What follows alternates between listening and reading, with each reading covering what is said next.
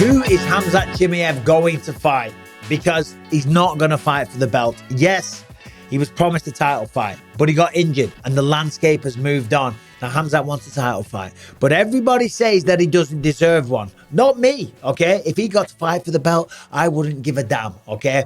But Dricus du Plessis said that he hasn't fought anybody at middleweight. Do I think Khamzat deserves it? No, definitely not. Just in terms of fighting at middleweight. Sean Strickland, when he was champion, said Khamzat hasn't fought anybody at middleweight. He hasn't earned it, doesn't fucking deserve it, but here we are. Dana White said that it's probably not going to happen next. I heard some Dana White says, I don't think Khamzat next for the title, so that's the bullshit, man. If you promised me something, you have to ask for it. Josh Thompson, podcaster and former mixed martial arts fighter, says that Khamzat Chimaev is coming across like a crybaby because he's demanding a title fight when he hasn't fought anybody at middleweight.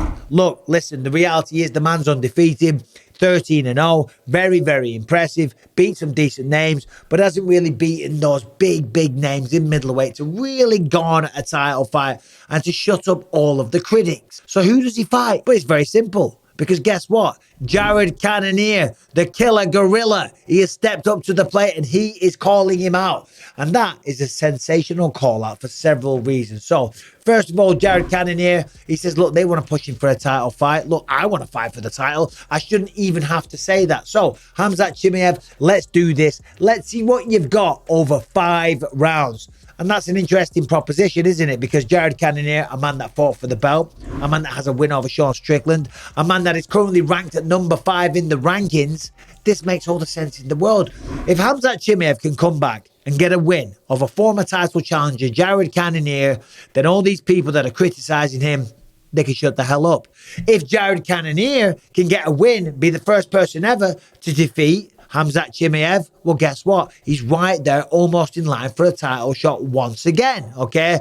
Of course, the middleweight title picture's got to clear up a little bit. Dricus du Plessis, congratulations to him. He's now the champion of the world. Yeah, there's a little bit of back and forth. Strickland says that it was a robbery. All the Strickland fans are losing their mind like crazy because they love that guy. But guess what? He did lose on the judges, and the judges are final.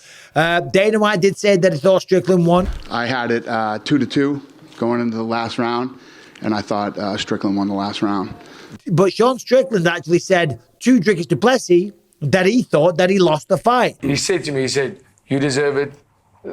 You won that fight. You beat me. Yeah. Now, granted, that's a nice moment of honesty from Sean Strickland there, saying that he thought that Dricus won. And that's probably because the fight didn't go down like he expected to. In your mind, you think you're going to go out there, you're going to defeat this guy, you're going to beat him, you're going to pummel him with a jab all night long, and you're going to make a mockery of him. The fight was ridiculously close, and he took some good knocks from hard knocks. So at the end of it, maybe he thought, shit, I didn't do what I planned to do. Maybe I lost. Then he's watched the fight back, and he saw the cut, and he saw the headbutt, and he's calling him a cheat and all this kind of shit, right? But regardless, okay, Dricus is the champion. Sean isn't getting a rematch. It's probably going to be Israel Adesanya up next, okay? There was another guy who tried to take my shine. He lost his shine. Now I have your shine. You didn't get into the cage tonight, but Israel Adesanya, get your back in the UFC so we can settle the score. After that, who knows? It's anybody's guess. But the point of the video is Khamzat Chimaev wants a fight. Khamzat Chimaev wants to contend for the belt. But according to everyone, he needs a real opponent, a real contender, a man that fought for the belt once before, a man that's currently ranked number 5, and Jared Cannonier, the killer gorilla, I just like saying that, is calling him out. I think that makes all the sense in the world. So how does this matchup go down? Well, he's right to say over 5 rounds. Probably wants to fight him as a main event on a fight night. Well, that's problem number 1. Khamzat Chimaev is a gigantic star, okay? He really is. This man brings in the numbers, okay?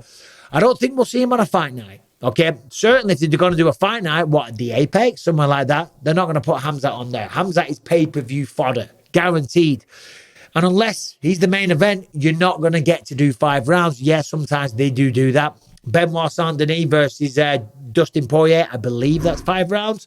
So now and again they do that. They make exceptions here and there. But generally, on a pay-per-view, unless it's the main event for a belt, you ain't going 5 rounds. 5 rounds would help Jared Cannonier. The man's got tremendous conditioning.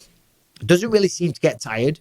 Had a good go against Israel Adesanya. Stopped Anderson Silva with leg kicks. Incredibly powerful. Very strong takedown defense. Awesome striking. Great gas tank and a strong guy. I mean, the man used to fight at heavyweight, for crying out loud. Came down to light heavyweight, 205, and now 185, doing great things.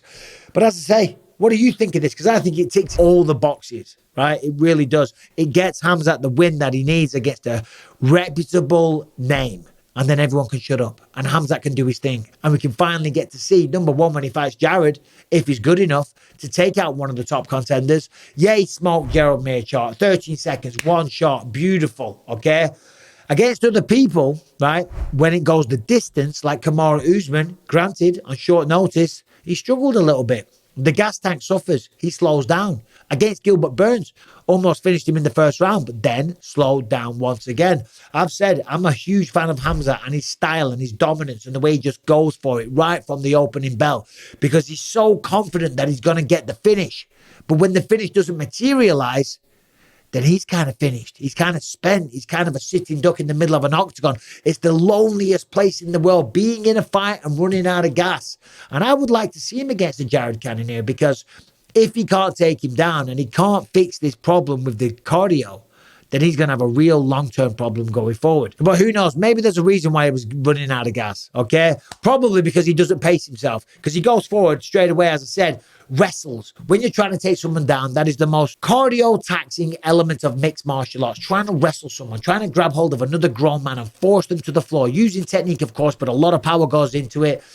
I can tell you from experience, that is absolutely exhausting, especially when you got another world-class opponent who knows how to stop takedowns fighting against you, okay?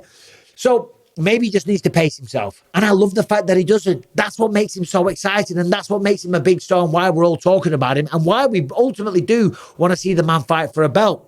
But what do you think? People are calling him a crybaby, okay? He ain't a crybaby. He was promised a title shot, but sadly, the world moves on. He was injured. It's a shame. It's bad luck, okay? It is what it is. It is what it is. Okay? So he needs to fight. Jared Cannonier, in my humble opinion, is the perfect opponent. There's others out there. There's Sean Strickland. They had a little moment in the gym as well. You're better than most. You're better than everybody. So just don't hurt people. So Sean Strickland and Khamzat Chimaev, again, take my money. Love to see that one. But Khamzat, Jared Cannonier, that would be great. To be fair, Sean Strickland has also got a bit of a unfinished business with Jared Cannonier.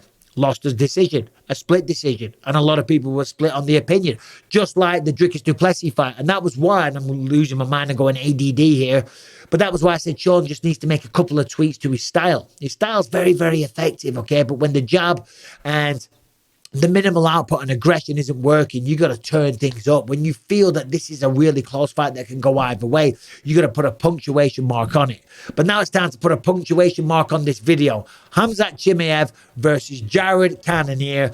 Is that the fight that you want to see next? Because for me, where I'm sitting, and granted, I've only got one eye, so I only see half the picture, right? But for me, for my money, that makes all the sense in the world. Dana White booked the fight. Let's go. Thanks for watching. Subscribe, ring the bell. See you soon.